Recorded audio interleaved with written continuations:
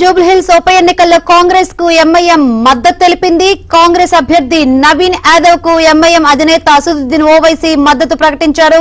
గత 10 ఏళ్లు తెలంగాణ పరిస్థితి అగమ్య గోచరంగా మారిందన్నారు ఓవైసీ.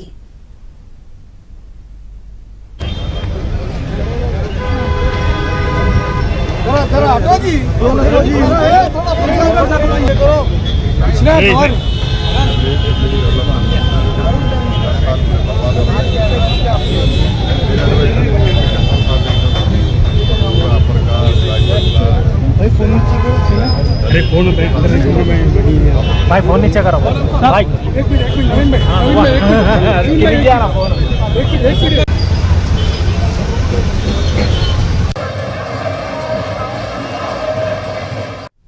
జూబ్లీహిల్స్ ఉప ఎన్నికల్లో కాంగ్రెస్ కు ఎంఐఎం మద్దతు తెలిపింది.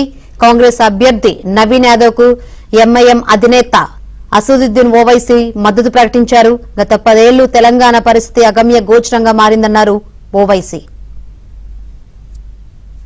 ఇక ఇదే విషయం గురించి మరిన్ని వివరాలు అందించేందుకు మా ప్రతినిధి నుమాన్ లైవ్ ద్వారా సిద్ధంగా ఉన్నారు. నుమాన్,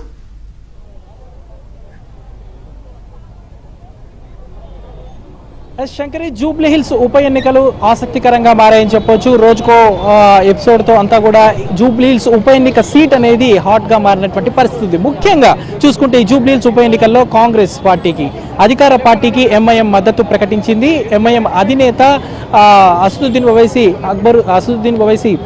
ఏదైతే నవీన్ యాదవ్ కి మద్దతును ప్రకటించారు. సో ఈ గడిచిన 10 ఏళ్ల కాలంలో తెలంగాణలో పూర్తిగా అభివృద్ధి దూరమైంది. సో అన్ని వర్గాలను కలుపుకొని వెళ్ళాలి, తప్పకుండా అందరినీ కలుపుకొని వెళ్లే విధంగా కూడా ముందుకు వెళ్ళాలంటూ కూడా నవీన్ యాదవ్ కి మజ్లిస్ అధినేత అసదుద్దీన్ ఓవైసీ కొన్ని సలహాలు సూచనలు కూడా ఇవ్వడం జరిగింది. సో ముఖ్యంగా ఏదైతే నామినేషన్ వేయడానికి వచ్చినటువంటి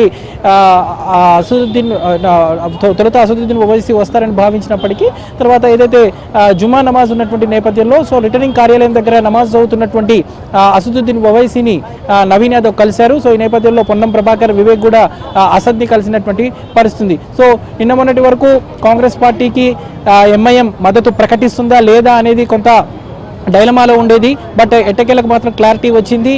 అసదుద్దీన్ ఓవైసీ మజ్లిస్ పార్టీ పూర్తిగా సంపూర్ణ సహాయ సహకారాలంతా కూడా ఈ ఎన్నికల్లో కాంగ్రెస్ పార్టీకి, కాంగ్రెస్ పార్టీ అభ్యర్థి నవీన్ యాదవ్కు ఉంటాయంటూ కూడా మీడియా ముఖంగానే తెలియజేశారు. ముఖ్యంగా గడిచిన 10 ఏళ్లలో ఎలాంటి అభివృద్ధి జరగలేదు, అన్ని వర్గాలు వెనుకబడ్డాయి, అందరినీ అణిచివేయ చేశారు. కాబట్టి తప్పకుండా అభివృద్ధి జరగాలన్నా కూడా, అన్ని వర్గాలను కలుపుకొని పోవాలన్నా కూడా తప్పకుండా నవీన్ యాదవ్ని గెలిపించాలంటూ కూడా అక్కడ ఉన్నటువంటి కాంగ్రెస్ కార్యకర్తలకు, మజ్లిస్ నేతలకు కూడా కొన్ని సూచనలు చేశారు అసదుద్దీన్ ఓవైసీ. మొత్తానికైతే నామినేషన్ కార్యక్రమం ముగిసింది. ఇక అంతా కూడా ఇప్పటికే ఇటు బీఆర్ఎస్ కూడా నామినేషన్ వేసింది. ఇక కాంగ్రెస్ అభ్యర్థి కూడా నామినేషన్ వేసినటువంటి నేపథ్యంలో ఇక 20వ తేదీన బీజేపీ అభ్యర్థి లంకల దీపక్ కూడా నామినేషన్ వేయనున్నారు. మొత్తానికైతే ఈ ఉప ఎన్నికలు అనేవి చాలా సర్వత్రా రాష్ట్ర వ్యాప్తంగా ఆసక్తికరంగా మారినటువంటి పరిస్థితి. వాస్తవానికి కాంగ్రెస్ కి మద్దతు ప్రకటిస్తుందా లేదా మజ్లిస్ పార్టీ అని అనుకున్నప్పటికీ కూడా ఎట్టకేలకు నామినేషన్ రోజే జుమ్మా నమాజ్ చదివి వచ్చిన వెంటనే మరుక్షణమే అసదుద్దీన్ ఓవైసీ నవీన్ యాదవ్ కి మద్దతు ప్రకటించడం మీద మాత్రము